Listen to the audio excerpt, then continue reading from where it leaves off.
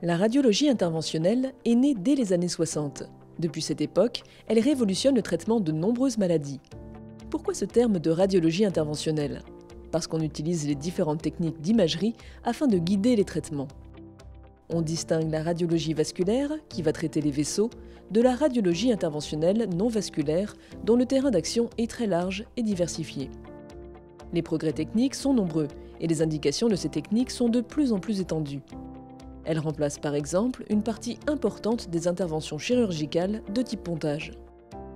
En simplifiant les choses, la radiologie interventionnelle peut réparer les artères obstruées dans le cas de l'angioplastie.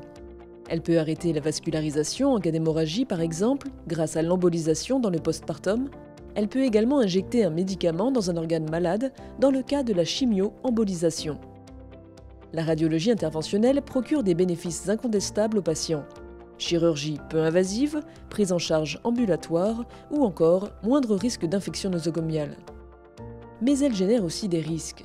Erreurs d'identification ou d'interprétation, erreurs d'aseptie, erreurs techniques ou de produits, erreurs de site ou encore indications non pertinentes.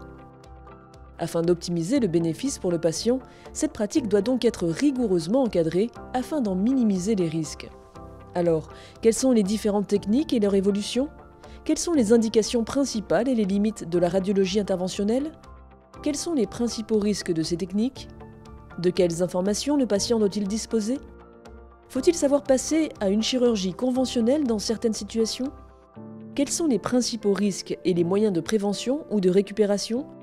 Et enfin, quelle place a la formation dans l'acquisition de compétences des radiologues?